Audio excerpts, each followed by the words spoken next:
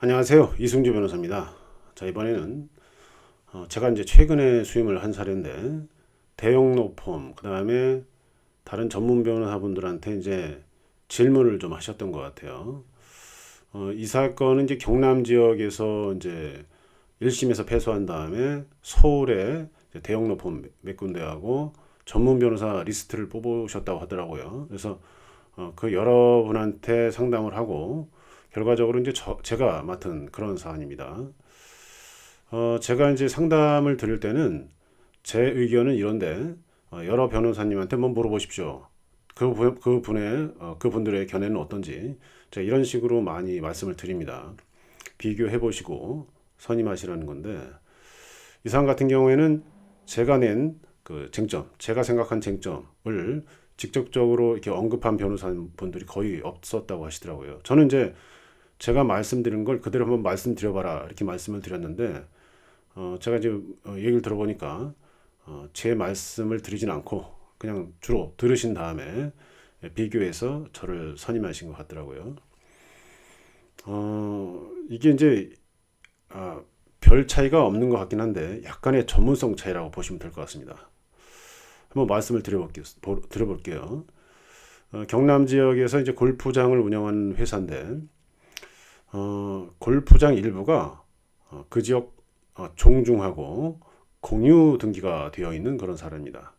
그러다 보니까 종중에서 골프장이 그 공유 부분을 전면적으로 배제하고 종중을 배제하고 쓰고 있죠.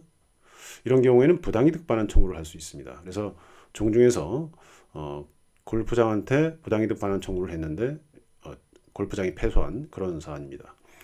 근데 문제는 액수가 크죠. 이게 부당이득 청구 10년을 했는데 대략 한 8에서 9억 나온 것 같더라고요.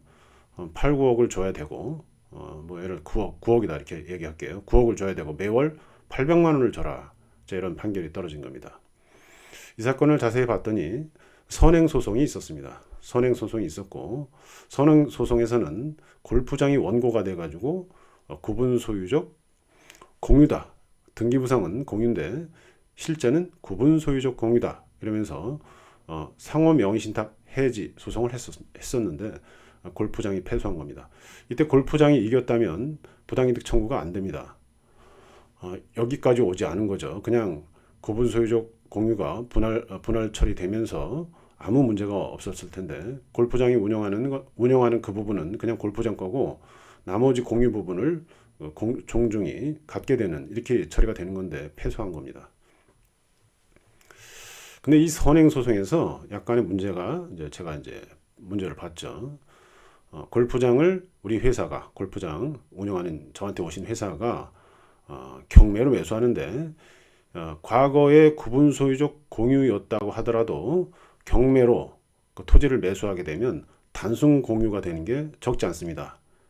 자, 이런 판결을 간과하신 것 같더라고요. 선행 소송에서 감정평가서에 구분 소유적 공유를 전제로 평가를 했다면은 과거에 구분 소유였을 때, 구분 소유적 공유였을 때 경매로 매입해도 구분 소유적 공유가 되는데 실제 그런 사례가 별로 없어요. 그냥 단순 공유로 평가를 하기 때문에 과거에 구분 소유적 공유였다고 하더라도 경매로 이게 소유자가 변경되면 단순 공유화 되는 게 대부분인데 결국 그 문제로 인해서 패소를 하신 것 같아요. 약간 이제 견해 대립이 있을 수 있는 문제인데 어쨌든 판결이 존재합니다.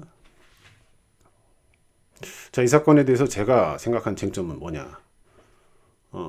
과거에 구분 소유였고 경매로 단순 공유가 된 사안이기 때문에 구분 소유라고 믿고 점유한 경우에 취득시효가 인정된다는 판결이 있어요. 자, 근데 이제 여러 변호사님께서 이 판결을 설명하신 분이 거의 없다고 하더라고요. 자, 이 문제는 제가 강의도 했고 제 책에도 나오는 문제입니다. 그래서 취득시효를 한번 주장해 보자라는 거죠.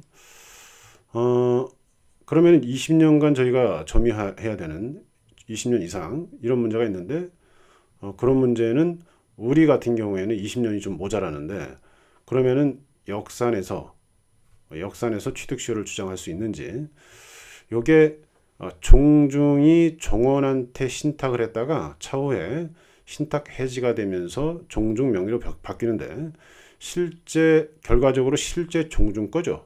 굉장히 오랫동안 거의 이제 50년이 넘습니다.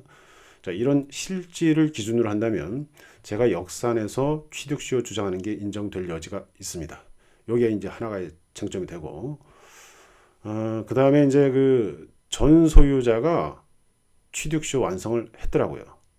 그러면 대위에서 제가 그 취득시효 완성 효과를 누릴 수가 있습니다. 대위 청구를 해서. 자, 이것도 하나의 쟁점인데, 이것도 명의자 동일 여부, 종중과 종업 명의를 동일하게 볼 것이냐, 이것도 하나의 쟁점이 됩니다. 자, 그 다음에 이제 이 사건에서는 부당이득 청구가 인정된다고 하더라도, 취득시효가 저희가 이제 안 된다고 하더라도 부당이득 감액 요소가 있어 보입니다.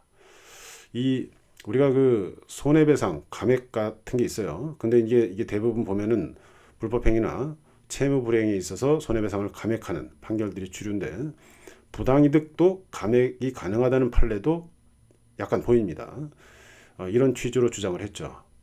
이 판결이 어떤 게 있냐면은 지방자치단체가 부당이득 의무를 부담하는 경우가 있어요. 타인 토지를 무단으로 사용하게 했다는 거죠. 공중에 도로를 깔거나 이렇게 해가지고, 이런 경우에는 부당이득을 부담하는데 지방자치단체가 토지 소유자에게 이때 감액을 할 수 있다라는 판결들이 적지 않습니다. 자, 이 사건 같은 경우에는 토지를 경매로 취득했고 전 소유자가 골프장을 운영했는데 그러니까 골프장 토지를 경매로 취득한 후에 골프장 시설까지 별도로 양도 양수 계약을 통해서 저희가 인수를 합니다. 결과적으로 종중은 그 골프장 관리, 그 다음에 골프장 설치, 이런 행동을 전혀 하지 않았죠. 그런데 그걸 100% 누리는 감정 결과를 가지고 부당이득 청구한다?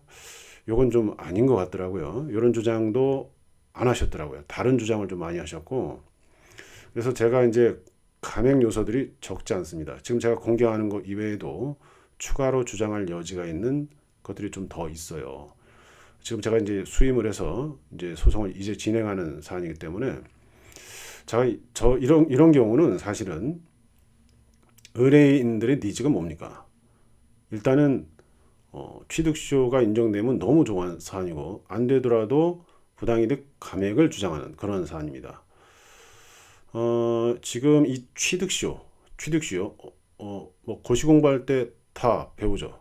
굉장히 중요한 사례 중에 하나인데도 이렇게 그 전문성에 따라서 제가 말씀드리는 이런 쟁점을 거의 언급하지 않는, 당연히 공부하면 아는 내용들입니다. 그럼에도 불구하고 제가 이제 여쭤봤어요. 사실은 굉장히 많은 변호사님들한테 물어보시고 해결하신 것 같은데, 저한테 상담 한 두 번 하셨나요? 그러고 나서 한참 있다가 다시 이제 저한테 회귀돼 가지고 저한테 일단 맡기신 건데, 제가 이제 물어봤죠. 그래서 제가 이렇게 말씀드린 쟁점을 즉각적으로 말씀하신 분들이 거의 없었다고 하더라고요. 결국 이게 전문성의 차이라고 생각을 합니다. 어쨌든 이 재판에 대해서는 차후에 지금 항소심인데 항소심에서 끝날지 아니면 대법원까지 갈지는 좀 해봐야겠죠. 차후에 말씀드릴 수 있는 상황이 되면 말씀드려보도록 하겠습니다. 자, 오늘은 대형로펌 및 다른 전문 변호사분들이 소극적이었던 사안인데 제가 맡은 사안에 대해서 설명을 해봤습니다. 감사합니다.